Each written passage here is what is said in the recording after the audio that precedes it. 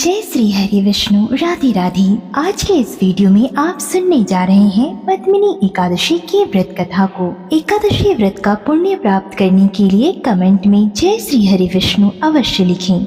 एक बार धर्मराज युधिष्ठिर कहने लगे कि हे जनार्दन, आपने सभी एकादशियों का विस्तार पूर्वक वर्णन करके मुझे सुनाया है, अतः अब आप कृपा करके मुझे अधिक मास के शुक्ल पक्ष की एकादशी का क्या नाम है तथा इसकी विधि क्या है, इन सब के बारे में बताएं। तब भगवान जनार्दन बोले, हे राजन, अधिक मास में शुक्ल पक्ष में जो एकादशी आती है वह पद्मिनी एकादशी कहलाती है।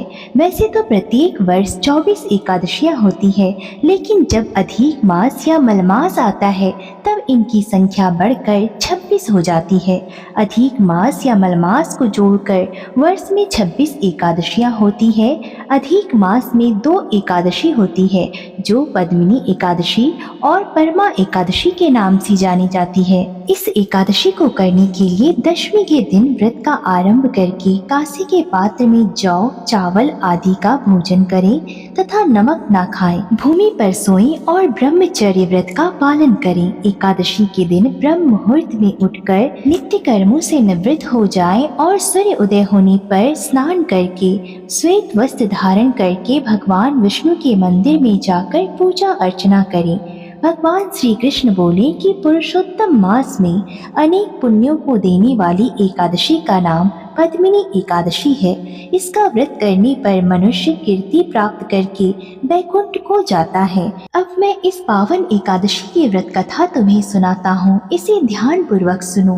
हे मुनिवर, पूर्व काल में त्रेता युग में है नामक राजा के वंश में कृतवीर्य नाम का राजा माहिष्मतीपुरी में राज्य करता था। उस राजा की 1000 परम प्रिय स्त्रियां थीं, परंतु उनमें से किसी को भी पुत्र नहीं था जो कि उनके राज्य भार को संभाल सके।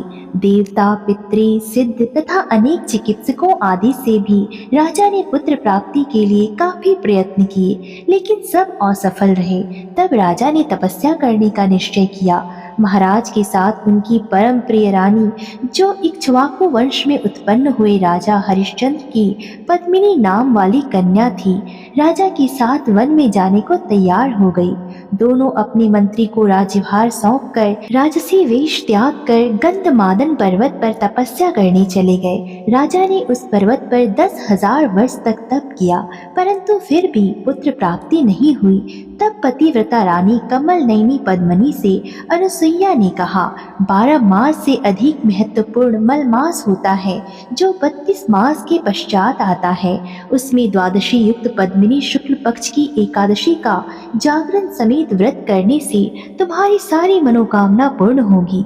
इस व्रत के करने से भगवान तुम पर प्रसन्न होकर तुम्हें शीघ्र ही पुत्र देंगे। रानी पद्मिनी ने पुत्र प्राप्ति की इच्छा से एकादशी का व्रत किया।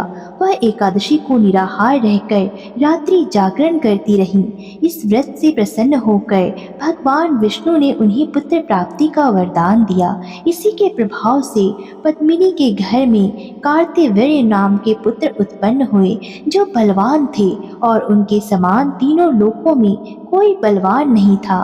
तीनों लोकों में भगवान के सिवा उनको जीतने का सामर्थ्य किसी में नहीं था।